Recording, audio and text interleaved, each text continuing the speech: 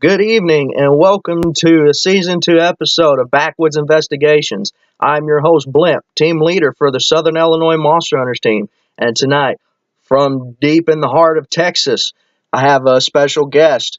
Mr. Baldemar Galvan Jr. is here on the show tonight to talk about his research with Bigfoot, his theories, and more, and a lot more else that's going on. Thanks for coming on the show tonight, Baldemar. How you doing, sir? I'm doing well. Thank you for asking. Well, let's get down to business. Go ahead, and the viewers are watching. Go ahead and tell us a little bit about yourself. There's a lot of our viewers out there now that don't know who you are, so go ahead and tell us about yourself. My name is Baldemar Galvan.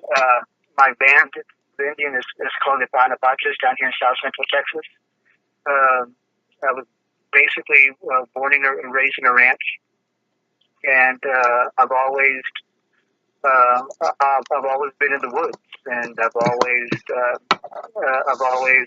was intrigued with wildlife, and I was always intrigued with uh, uh, always intrigued with my surroundings, and always fascinated with tracks and birds and basically wildlife in itself. So, in your area of Texas, describe what it's like down there. What's the terrain? What's the wildlife, the appearance? Tell us every bit. Okay, every bit. All right.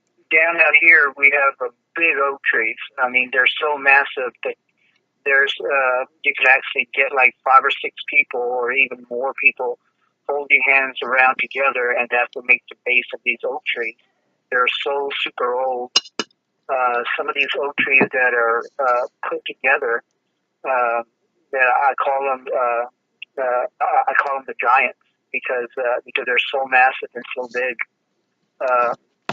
We have a whole bunch of big trees out here, and down by the creeks is always real moist. It's always real darkish, because you have a lot of grapevines growing on it and everything like that. Makes wonderful cover. A whole bunch of brush out here. The wildlife, we have a whole bunch of feral hogs. We have deer. We have jackrabbits, rattlesnakes, uh, coyotes, foxes. We have ring-tailed cats. We have animals that migrate from Mexico coming in. You just never know what kind of species of animal that's going to be coming in your area. That's why we always have to be aware of what's going on here. There's I like to study the migration of the animals, the birds, uh, especially birds, because sometimes all these birds that come in from the kites that come in and just are here, and also the green jays are also here. I mean, it's always real good to study the wildlife here. So that's the kind of wildlife we actually have here. Very vast plethora of wildlife come through that area, correct? Correct. So a lot of people are itching at this question, but before we get into it, what got you interested in the subject of Bigfoot, Baltimore?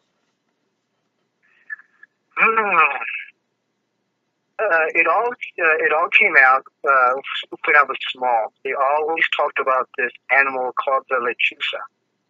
That it was a winged bird that if you're in the woods and you whistle back, and if it whistles back, that means that there's actually one there when it whistles back at you. And I was always fascinated with that. And then all of a sudden I start hearing more stuff that kind of strange to me, and I'm going, we always called it the lechusa. When we were down on the creek bottoms, we would actually hear certain things, and we just thought, we would run thinking it was lechusa. And so years passed, and all of a sudden, I'm driving down this certain ranch area, and look down at Sendero, and here is this big black thing standing on 2 legs, just watching us as we go by go by with our pickup truck.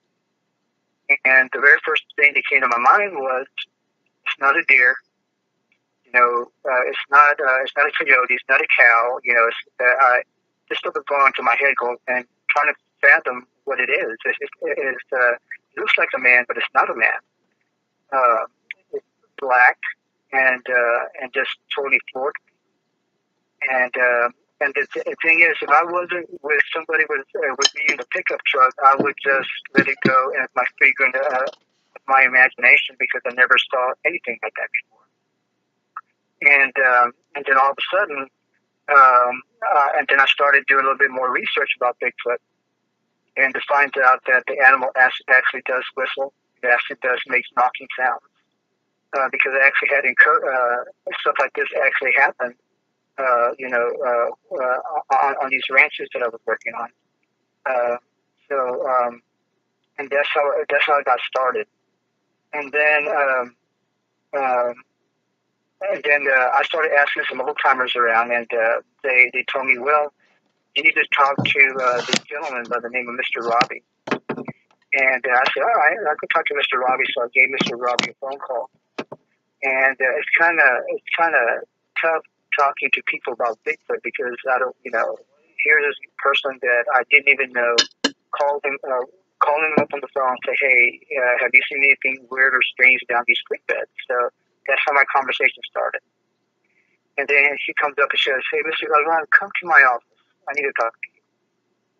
So I came to his office, and then all of a sudden he comes up, he goes, sit down here for a second and explain to me what happened. And I told him that I actually saw this creature down this creek, down by the Sendero. And the way that it smelled, and he had a grin in his face. He goes, really? He goes, yeah. He comes up, he goes, well, I got to show you something. And he showed me in his computer this structure that Bigfoot actually made.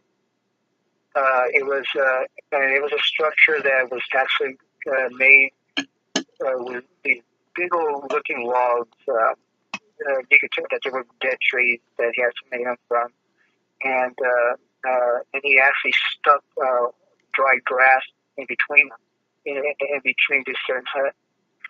And the way that everything the way that this house was designed, it was totally fascinating.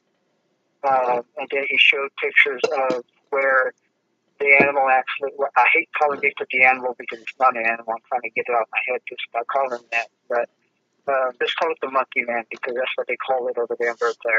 That's what this house was found. Anyway, so he actually put these sticks along pretty close to water. And the only thing that came to mind was that he didn't want to get his knees wet when he actually went over there to go get water. But he actually took photos of the footprints that were there around, and so that's how I actually got started, really researching. And then all of a sudden, I decided to have a meeting. I said, well, a Bigfoot meeting, and so just by word of mouth, had this meeting, and all of a sudden 6 people showed up. And they started telling me about their encounters, what happened. And then the next month I had another meeting, and then more people showed up. And then a few weeks later, the news team showed up. And then by there, it was just like a windfall. Everybody started calling, wanting questions and answers, and that's how it got all this stuff started. Very interesting. You've had experiences with these creatures, correct? I have. Which one? Let's go through them first to last. Tell me this, like, what was you doing leading up to your first encounter with these creatures? What during the encounter? What was going through your mind, and then afterwards? Let's start there. All right. I'll start it like this. I've heard a lot of the stories that people actually started saying about Bigfoot, about their encounters and everything like that. But mine was, I actually had this tree stand. And like every day, I would actually come up there. I would go like around 6 o'clock in the evening, and I would actually get these apples, and I would dice them up, and I would throw them around the area. And I would get the same apples and just rub around rub them on the trees, and like that, I could just get the scent of apples. And just basically get a scent of the apples around a certain area. And then I went up there and got these horse treats, and I just started throwing them around, with scatter some corn around the area. And then I did this probably for around a month. And because I love taking pictures of wildlife, I like taking pictures of deer, hogs, squirrels, birds. So I got on top of this tree stand this particular day. Because a couple of days prior, I was taking pictures of deer and javelinas and squirrels and things like that. But this one particular day, nothing showed up because that was kind of odd. And then all of a sudden, I start hearing this deep breathing sound, a sound that I've never heard in the woods before. This deep breathing sound, like maybe like 100 times louder. And I knew that there was something big close by. Never in my mind thinking it was Bigfoot. And sure enough, here comes this deep breathing sound. It probably lasted for a few 30 seconds. So that freaked me out. So I said, man, Baldy, that's a freak of your imagination. So I went down from my tree stand from the little ladder that I had. And as soon as my feet hit the ground, the deep breathing sound stopped. And I looked around the area because the creek had a whole bunch of brush, maybe like around pretty close to like around 7 feet, 8 feet tall. And there was no way for me to actually see the creek because of this fence giving with brush. And I'm going, man. I said, oh, that's just your imagination. You're just hearing things. So sure enough, I come up there and sit down on the very top of this tree again. And as soon as I sit down there, waited, and like 30 seconds later, here comes this deep breathing sound again. And it started getting deeper and deeper and deeper. I said, man. He goes, and the very first thing that came to my mind was, hey, you better get out of here because now something is hunting you. So got down off that tree, took off. And then all of a sudden, 2 days later, I came back to the tree. And when I got there, the tree was knocked down. So and then since then, I said, man, this is not right. So, and then like around 3 years, between 3-4 years passed, went deer hunting in the area, same area that I had my encounter, that deep breathing sound encounter. Actually, shot this little buck, and it was getting too heavy to drag, so I field dressed it. So I went over there and field dressed the deer, took the deer to the house, and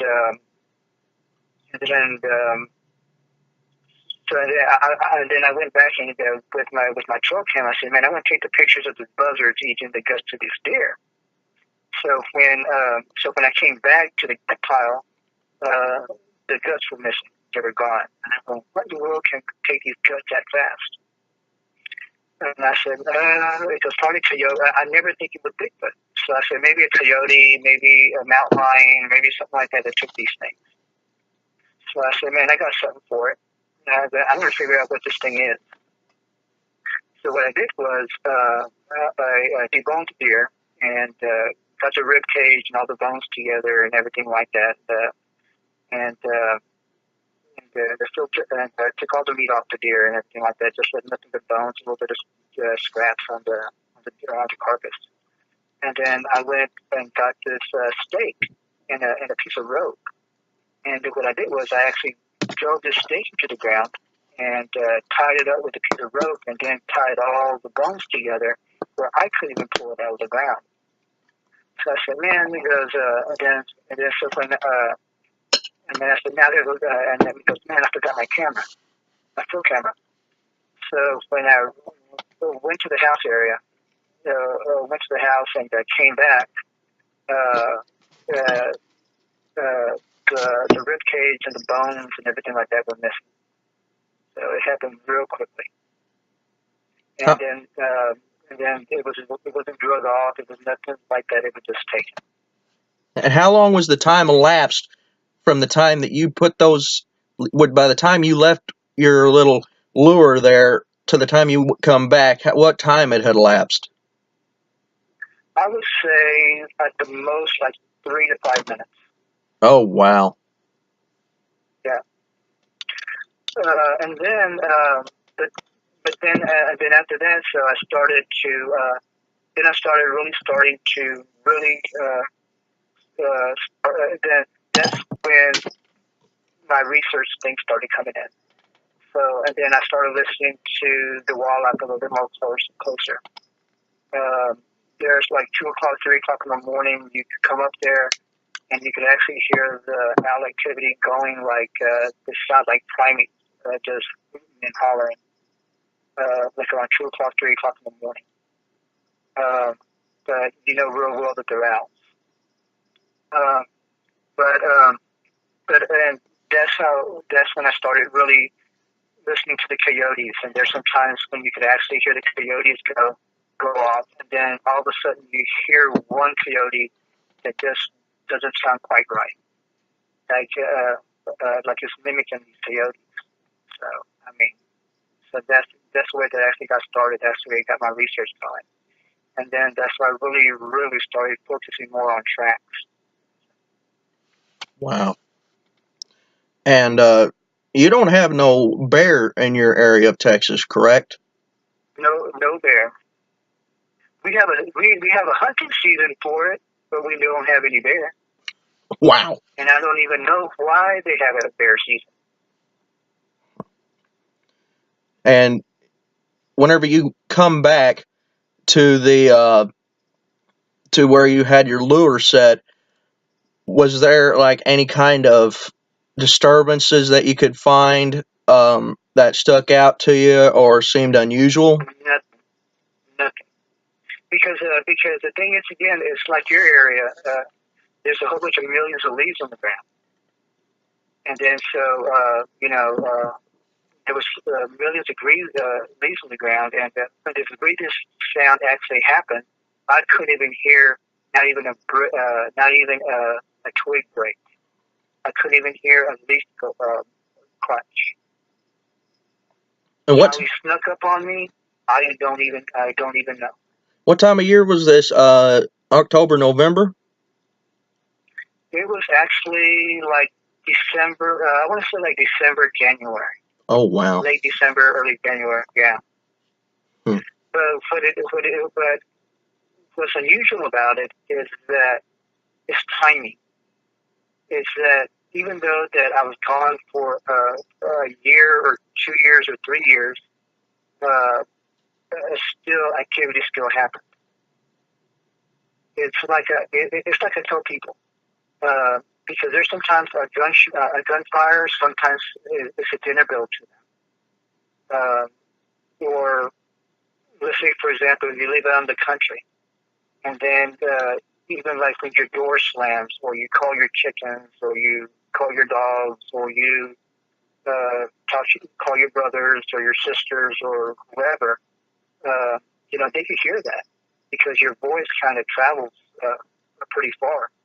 Right. They know exactly the sound of your vehicle because they know when you come home. They know everything about what's going on. They know when you throw your scraps over the fence. I mean, they know everything about what you're doing. So and that's why these animals. Well, that's why Bigfoot feels more comfortable, hanging around these areas. And anything else come after this all happened? And you said that this started your research process. What did you find? Did you find like any kind of what's the word? Anything similar in other places in your area, in the history of your area, with Bigfoot being sighted and habits being noticed by other people that matched your area? I should thing is like here, nobody talks about it. Nobody talks about Bigfoot here because the thing is, if you see something like that, it would be taboo to talk about it. If you would talk about it or anything like that, people here believe that something bad's going to happen to you. So that's why everybody, don't say anything. So it's basically more like a cultural thing than anything else. And it is because there's some times when I would go to Walmart and I would see an older gentleman or an older lady and comes up there and goes, "You're the Bigfoot guy, aren't you?" He goes, "What do you mean?" He goes, "So you run the news about Bigfoot?" He goes, "Yeah." And then all of a sudden they tell me, "Mr. Galvan," he goes, "please don't say nothing to nobody. This is confidential between you and I. This is just don't mention my name or anything like that. But you can tell my story, but just don't mention who I am." And then they'll come up there and they'll start telling me their encounters, what happened to them when they were small, and they're like in their 50s or their 60s. See, they're very tight-lipped. Very. People go to their graves with keeping these stories. I had a gentleman that told me he had numerous of Bigfoot encounters. And then if you look at my page, you could see the stories that this Mr. Abigo told about when he actually saw a Bigfoot walking like in a coastal field. He saw it clear as a bell. And then so he started walking down this coastal field and walking real slow.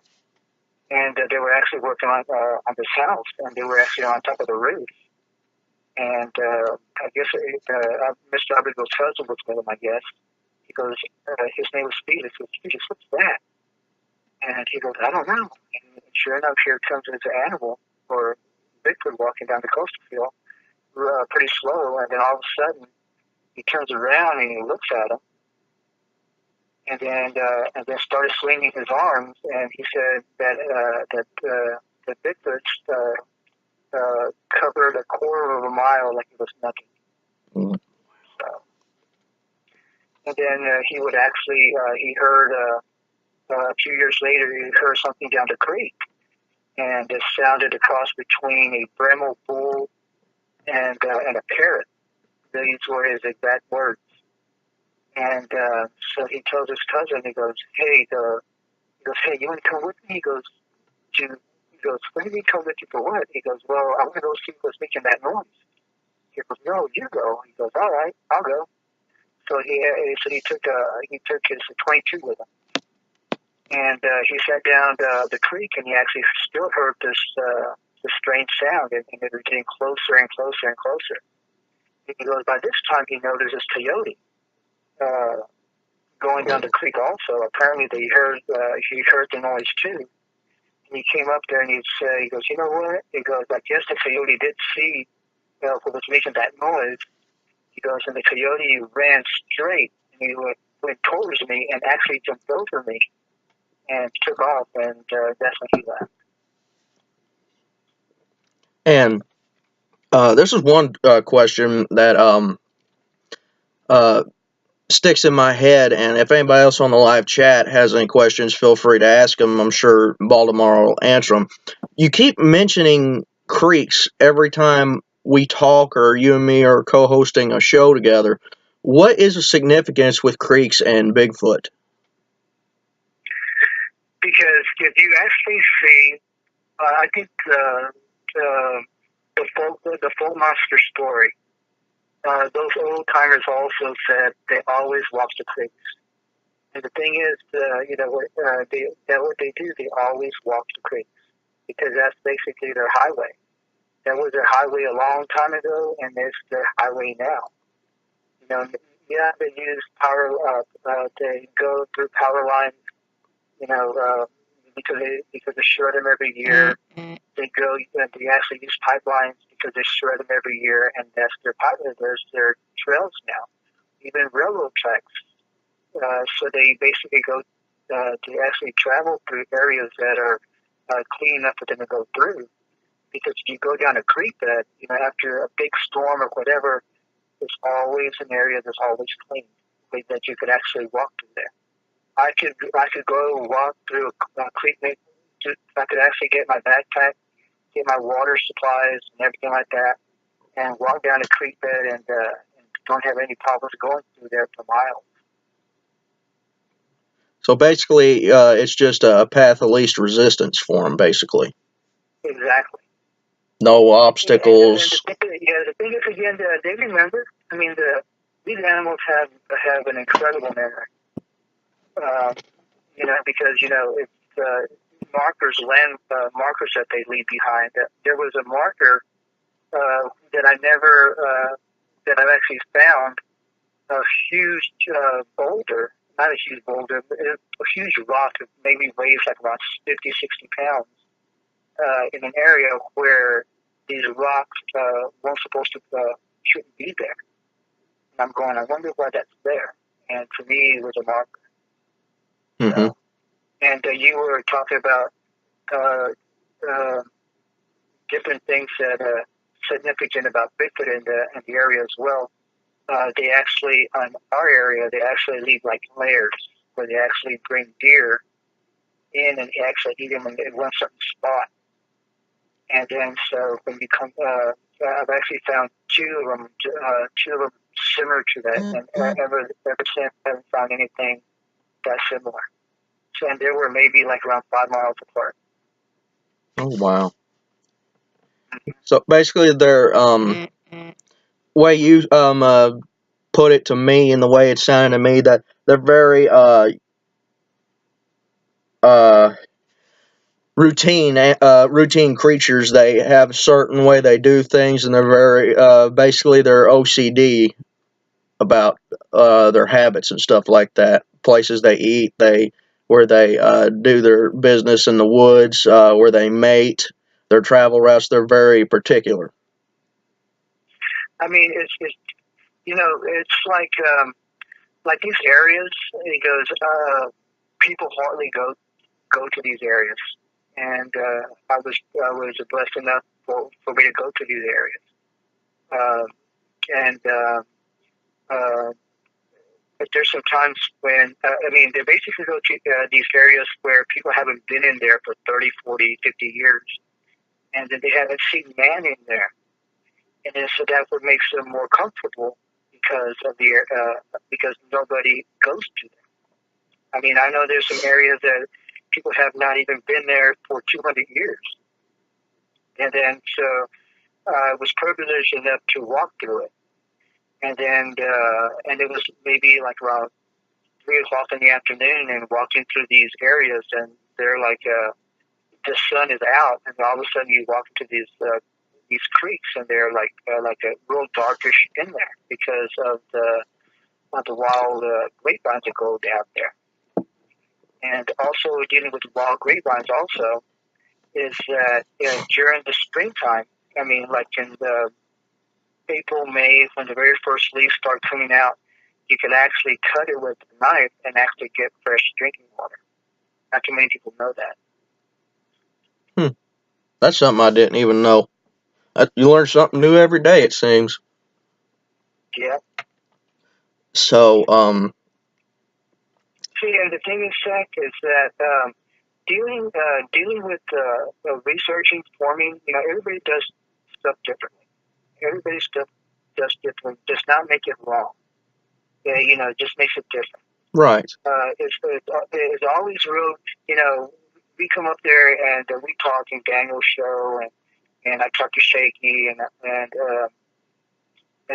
Michael Cook, and all these other people in the Bigfoot community, and we talk and we get advice from them. And it's always real good to have people like that, that we can share advice. They send me this photo. What do you think? Before we actually put it out there in the media. I mean, outside the little circle like other people can see. we always have our certain little groups that we share stuff with. And it's also real good to have friends that are also scientists, who are actually people who are birders, who are doctors in wildlife. And I have a friend of mine in San Antonio that he studies like primates, and a lot of his teachings have been dealing with Bigfoot, and he has so much evidence that they actually got them these texts. So it's really good to have friends like this to say, hey, I got this. What do you think? And it's always really good to get the scientific part of it, and also get also the people that we deal with in a daily basis, and like that we can get their advice. Right. And so like that we could come to one conclusion, whether it is or isn't Bigfoot related. That's very good. I mean, like, it's good to, whenever you find something, like you've in the past you've shared findings with me that you've had me look at, and I've given my opinion. It's good to run it by your peers and get everyone's opinion on it, and before you go public with it. Exactly. Because there's some stuff that I have where I haven't even been public with it, and because it comes to the question that I don't know what it is. So, and it could be significant or it can't. So I just leave it as, when something happens or somebody asks me a question, then I could bring it up and say, hey, I got this. What do you think? Right. So you earlier in the show, you said that you are trying to do away with your vocabulary of calling Bigfoot an animal. Why is that? Because there's so much in the community. People are saying that they're interdimensional beings. Some people say they're an ape. Some people say that they're fallen angels crossbred with humans. Some people say they're relic hominids, ape hybrids. Why is it that you are pretty much convinced that Sasquatch is a humanoid creature?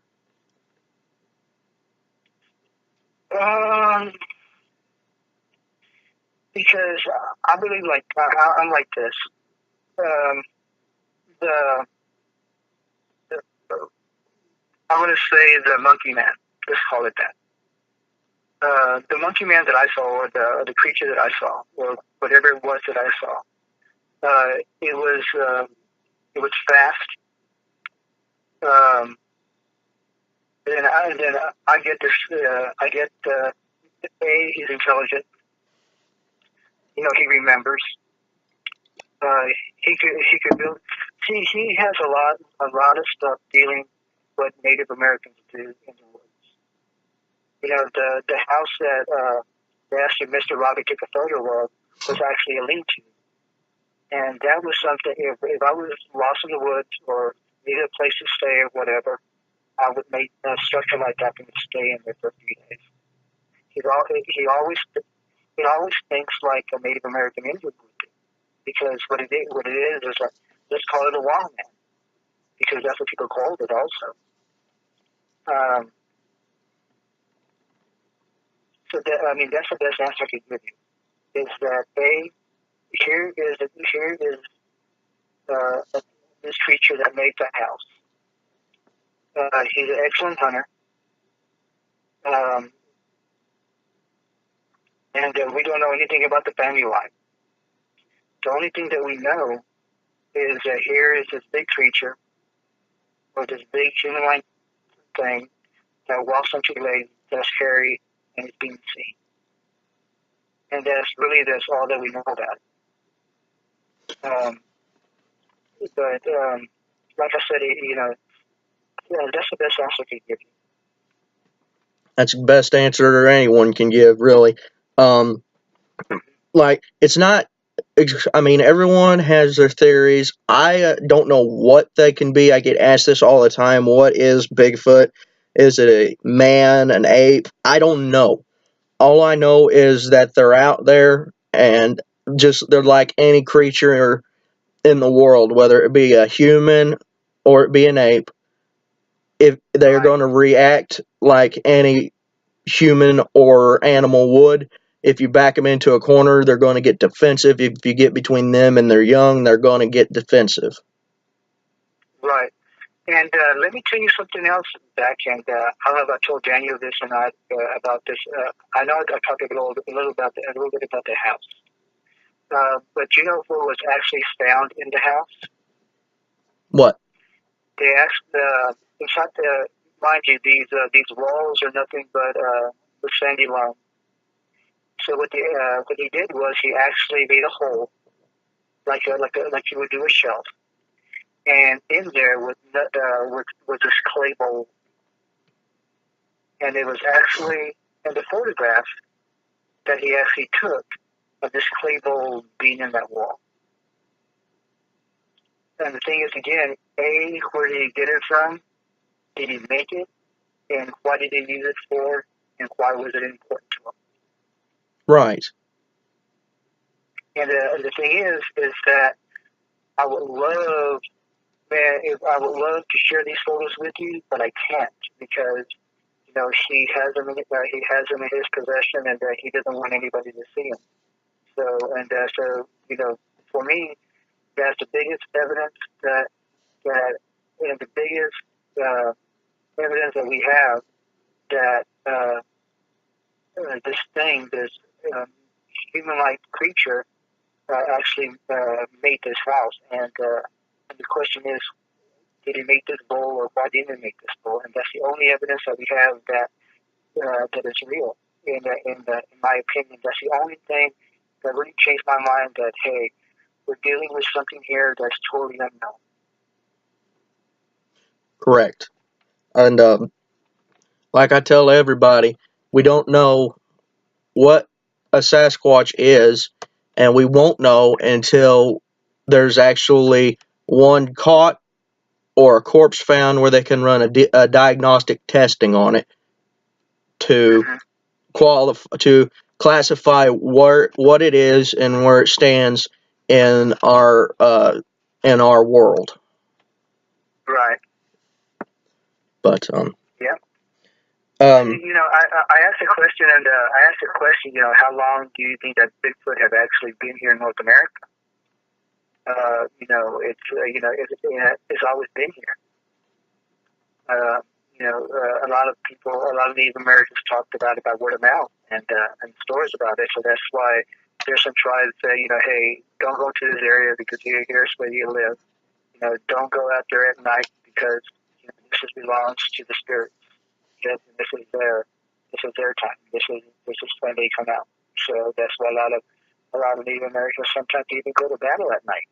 So right. Um, this one I've been itching to ask, and I wanted to ask on the show. And you can answer it if you don't want to. Your ancestors, what have you learned from your ancestors about these creatures? hmm.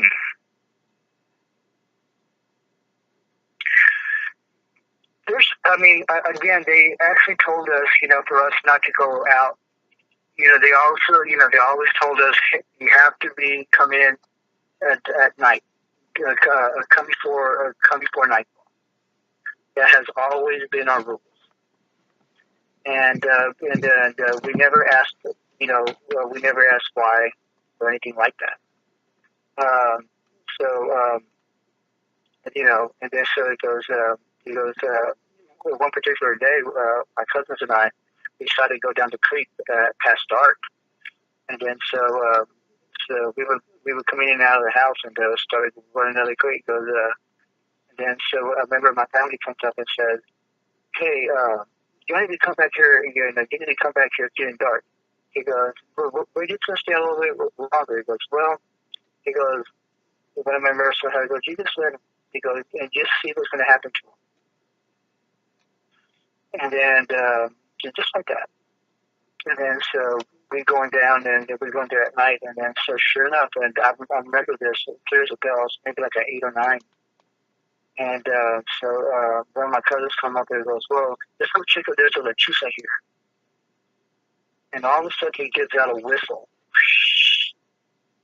and sure enough, as soon as he does that whistle, like a second later, here comes an incredible whistling sound that totally freaked everybody out, and we just ran back to the house.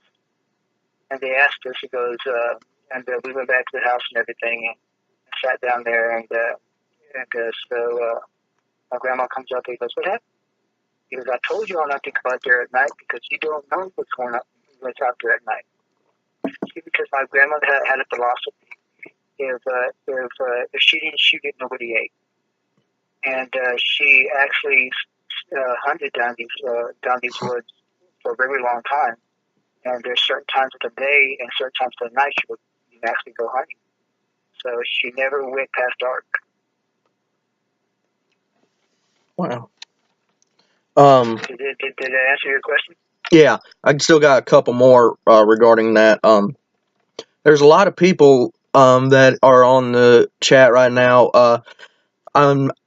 I believe I speak for myself and them all together.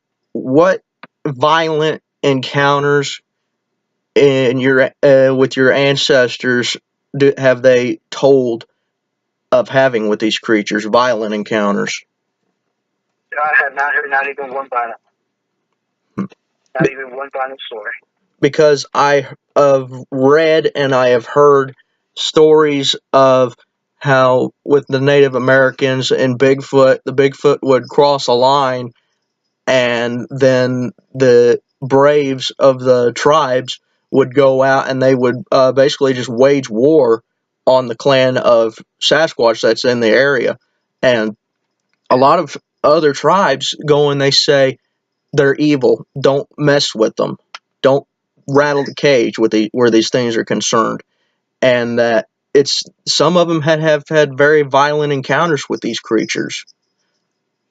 They've had stories. I mean, everything depends upon the tribe because there's so many. There's hundreds and hundreds of different tribes out there.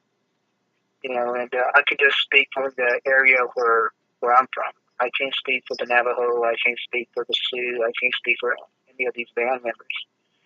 But I've heard stories, of Native American stories, where where a man was actually taken out of his house by one of these creatures. And they actually went out there and then they gathered a party for them to go out and to go find them. And I think it was like maybe in the 50s or the 60s around there. It's actually on my Facebook page, on my Bigfoot page, I think it is. And then so they actually went up there and actually, I don't know if they were gone all night or whatever. They actually tracked down these creatures and actually got them. And they actually killed one. I think that's what they said. And they brought that man back, and he goes that man had all these broken bones on him and stuff like that, and passed away like 2 or 3 days later. Wow. And that was a real old story. But that's stuff like that is like dealing with the stories that I've heard about them being violent. There's a lot of stories. Bigfoot can get violent. Yeah, female Bigfoot can get violent if they're messing with their babies or pretty close to their babies. So that's the only thing that I could see them getting violent So. So. There's a question that just popped up on the live chat from Mr. Bobcat Wong. He's asking you, what are your thoughts on Bigfoot sleeping in cave systems that have heat from magma?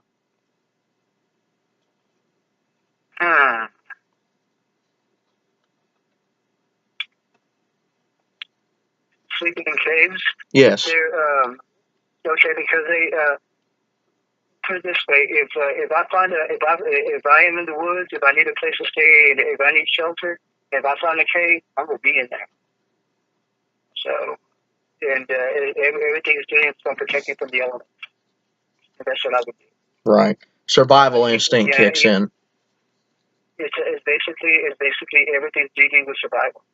Mm-hmm. Because you try living out in the woods. You try living out in the woods with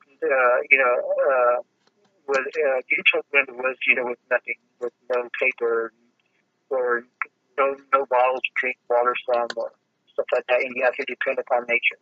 How would you live? And that's exactly how they're living now. Right.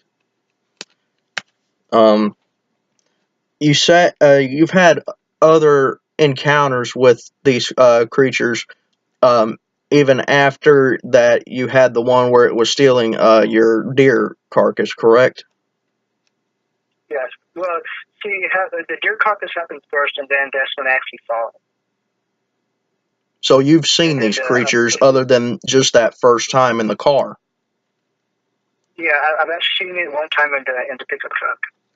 Because the thing is, I knew that there was something going on because when I actually found all these deer carcasses together, and then but I just didn't look at the area well enough. And there was another hunter that actually found another deer carcass pretty close to the same carcass that I found it at, but they actually buried that. Actually buried that in the brush. So. And just to keep it away from other animals. So. When you say that you saw the one whenever you was riding in the car, how good a look did you get at it? I remember like this. It looked just like Patty, to be honest with you. And it had that one little. It wasn't straight up. It had that little tilt, and right across between the eyebrow and just below the nose, it was just nothing but flesh, skin. But everything else was all covered up in black. Head to toe, was there any kind of like hair around the hands or the hands and the face bare, or was it just head to toe hair? Everything that the thing is, again, once you see something like that, Jack, it does something to you. Your mind starts. You're focusing on certain details, and your mind saying, "Are you actually seeing that? What is that?" And you kind of go into a little daze, basically, like, "What is that?" And then there's sometimes when you look at it and stuff like that type of deal, and you try to figure out, what it is. Is it a man? Is it a poacher? What it is. And A is not a poacher. And B is not a man. It has to be something totally different. Right. And it just plays with your mind. And that's why there's sometimes, it's a Bigfoot-itis, that once you see it, you just can't get it out of your mind. And but what I do is that to get it off my mind is that's when I do my wildlife stuff. That's why I go looking for my birds or my insects or just photographing. I go into the woods. I see. Just look around there. Just not looking for Bigfoot. Just looking for other things up there like butterflies or whatever, just to get my mind off it. But if I see something that's unusual, yeah, I'll do that. So it's always good to have your mind clear. That's one other thing I was wanting to talk about. You brought it back to my memory. You say you don't go in the woods looking for Bigfoot. You go in there, basically you're documenting the changes and everything. Why is that important to you? Let's say for example, if you walk on the trail that you've been walking there for hundreds of times, and all of a sudden you find something out of the ordinary, like what happened here, or blah blah blah. It's like the woods is basically my home as well. And then if let's say for example, if I'm walking down the woods and all of a sudden I find a Dr. Pepper can, and I say, hey, somebody has been in here because this wasn't here before. And then all of a sudden you start looking around and checking, hey, was there a hunter that just passed by here, or maybe a person from Mexico coming through here or something. And then so you come up there and you start getting into who was here. But I've always gone into that mode. I've always trying to find something different that's not in the area that that is not in the norm to that area. It's always good to know your surroundings and where you're at. Right. That's Hunter 101. Whenever you go in the woods and you've been raised up in the woods like you and I have. Of course, you've been around longer than I have. I'm almost 23 years old and I'm still learning. But when you're raised up in the woods, hunting all your life like I have and like you have, you get that hunter, that what I call the hunter sense. You get that sixth sense, and as soon as you set foot in the woods, it's right there with you and you're more alert. Exact few things also, Zach, is like this too. It's like, again, you have to know your seasons. It's part of being a researcher, whatever that we do, is that always know your seasons.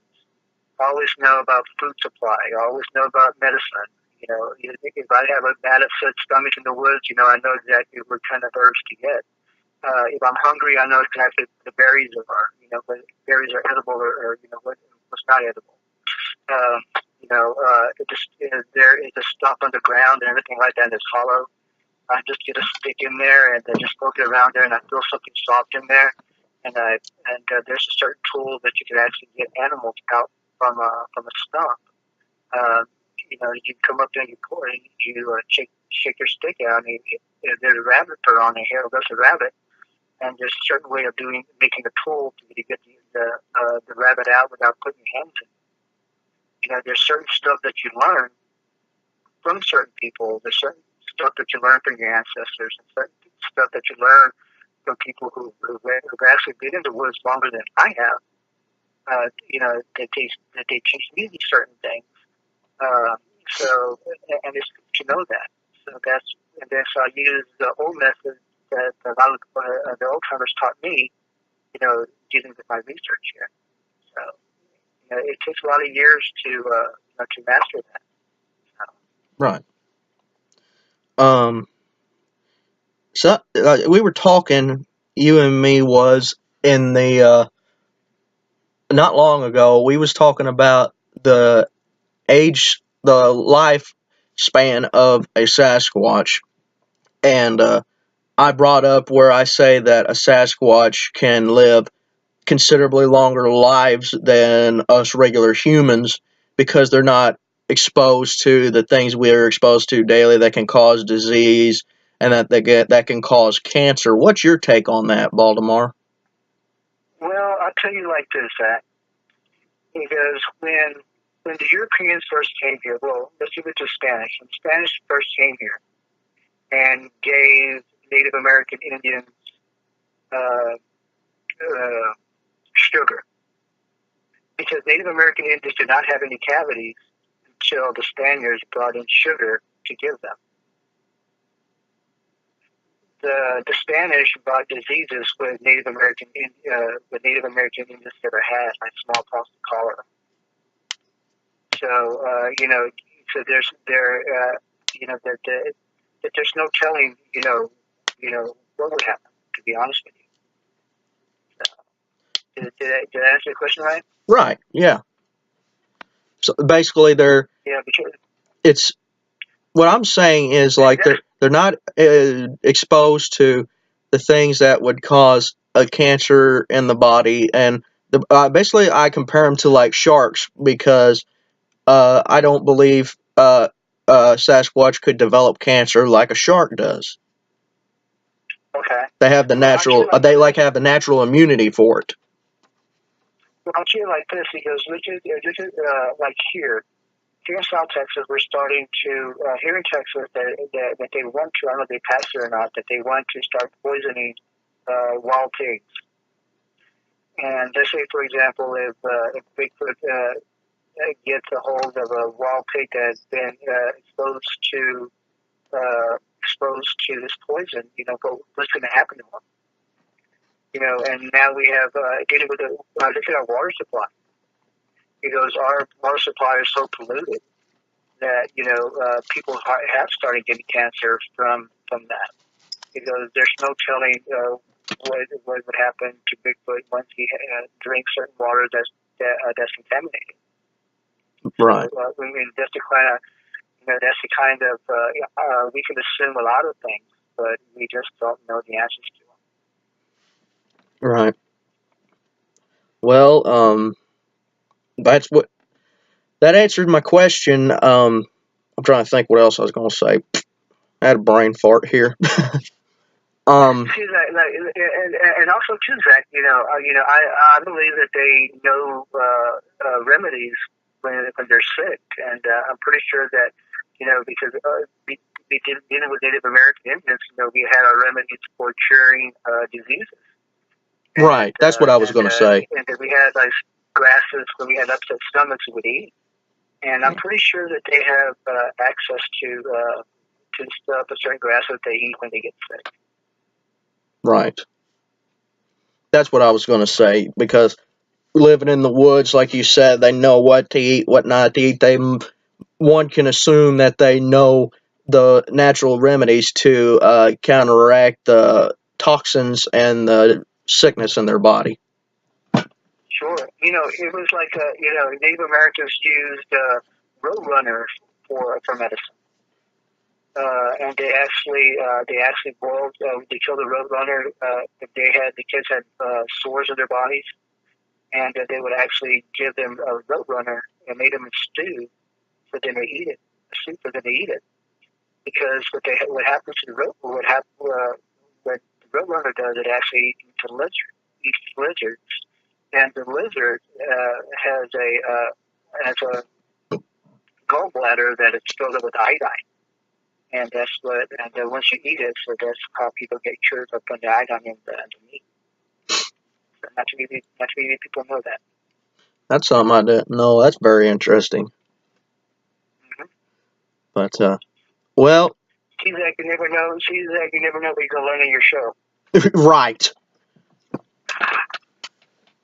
Well, like I tell everybody, like I tell everybody, and it's even people that doesn't even listen to the shows, I speak very highly of you, because you're basically, I call you my teacher, because whenever you speak, I listen and I learn things every single time.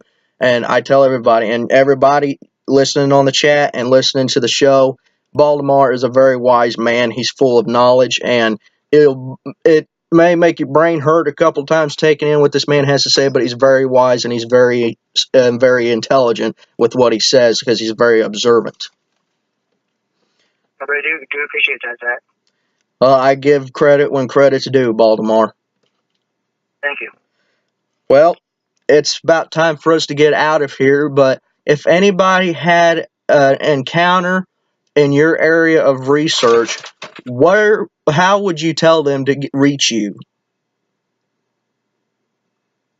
How can they reach me? Yes. All you have to do is just go to my page. I have it's called B County Bigfoot Research. So they can just write their stories down and leave a message, and I'll get back with them. That's very good. And also, before we end the show, what shred of wisdom, advice would you give our viewers out there? What advice? Don't rush. Take your time. If you're going to cast, if you're going to cast tracks or whatever, cast a Bigfoot track, cast something smaller, like a deer track or a bobcat track or a coyote track. Start small, because just in case if you actually find a Bigfoot track, what I would tell people to do first is put some hairspray on it and let it dry for a little bit, and then put your plaster on it, because just in case if there's some thermal ridges on the footprint, you could actually find that on your cast. The best thing to do is take your time, be safe, and just have fun with what you're doing. That's the best way I can say. Like I tell everybody, Bigfooting is an adventure in itself, but it's an ever-growing puzzle. Yep. There's sometimes that people just get too carried away with it. They have to learn how to enjoy it, how to enjoy nature. You know, there's some people that have the Bigfoot in the brain, but there's sometimes if you enjoy nature, enjoy life, you know, don't think everything. Because there's sometimes too, you know, we need to take a break from Bigfoot. Bigfooting. If not, we're going to go turn ourselves crazy. But we just have to take our time, do it slow, and just enjoy what we're doing. So, you know, don't make any enemies. Everybody has an opinion, right or wrong. And the thing is, again, there's no experts in Bigfoot hunting. Correct. No Bigfoot research. Yep. We cannot reiterate that and repeat that enough. There is no experts in this field. Well, but there's a lot of people. There's a lot of people who are really opinionated and say this is the way it is and blah blah blah. But there's sometimes, you know, you make your own opinion. You do your own truth. You follow your way. If you feel like doing something, then you do it because there's no wrong way to do it. correct. So, Well, Baldemar, I do appreciate you coming on my show, my friend. Brother, it's been fun. I really enjoyed this spot where you come on my show. I enjoy it too, Zach. Well, before we do get off of here, what's next for you? What is next for me? Right now, I'm trying to get ready for Daniel's conference. It's going to be the very first time to ever speak at a conference, and I don't know what to expect or whatever. So I'm just going to be doing my thing. So that's coming up soon. And what I'm going to be doing is for the past few days I've been into the woods. I've been trying to document a little bit of stuff that I found. So if it's Bigfoot related, great. If it's not, oh well. So that's the only thing that I'm doing here right now. That's the latest. Well, Baldemar, I'll see you on the trail, and I will see you in Virginia this June and July, brother. Yes, sir. I'm looking forward to it. All right. I get to see you in Virginia. First round's on me, all right? Sounds great. All right, buddy. You have a very good night, and I'll talk to you soon, okay? Sounds good. Thank you. Have a good night. You too. Bye-bye. Bye. And that does it for another episode of Backwoods Investigations. I thank you all for tuning in. Have a very good evening.